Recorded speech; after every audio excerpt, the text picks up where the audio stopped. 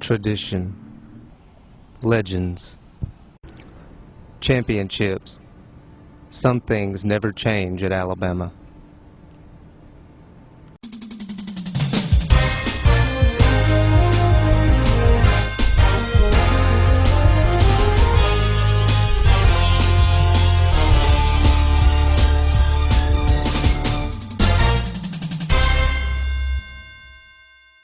I'm TJ Paysinger with Touchdown Alabama magazine here on the campus of the University of Alabama. I'll have some of Coach Saban's Media Days press conference for you here in a bit, but first we need to address some of the areas about this year's Crimson Tide squad. In an off-season with plenty of changes that swept across the entire college football nation, even the most stable SEC programs are affected, for better or for worse. Luckily, the Alabama Crimson Tide has been on the positive end of some of these changes. The most visible change in Tuscaloosa comes in the form of a beautiful $65 million expansion to the already enormous Bryant-Denny Stadium. This new and improved home of the Crimson Tide allows it to become the 5th largest on-campus stadium in the United States, which will undoubtedly add to its notorious reputation for visiting teams. One change from last year's team that may make Bama fans become nervous is the fact that the defense has to replace 9 starters from the championship unit. But fear not, because while certain intangibles such as experience and leadership need to be produced, the overall talent is definitely there. Also, linebacker Hightower underwent reconstructive knee surgery last fall, made a full recovery, and looks to step into the shoes of former Tide All-American Rolando McClain. I'm personally hands-on. I mean, it's expected of me, and I expected of myself to be one of the guys that my teammates look up to and challenge the adversity, whether it be on the field or off the field. So I'm looking forward to stepping up and being one of those leaders on the defense. One thing Alabama fans will have to deal with this year, unlike previous years, is the return of a Heisman Trophy winner because, well, running back Mark Ingram was the first. Naturally, there'll be plenty of expectations surrounding the bruising tailback, but Mark insists this year will be no different to him. You just can't get a place and you can't be satisfied. We had a successful year last year, but the success we had last year is going to help us this year.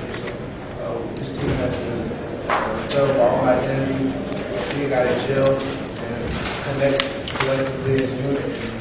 Everybody has to get better individually. So collectively we have our best chance to win as a team.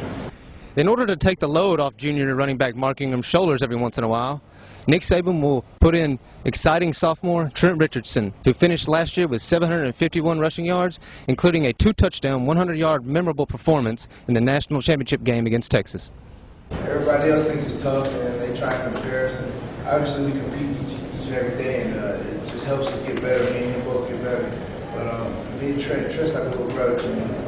I took him under my wing when he first got here, and I just showed him, just things that I knew, and he's took tremendous strides since he first got here. He's a great runner, very explosive, and we see each other we don't see each other as opponents. We're like more of an alliance. We work together, we feed off of each other.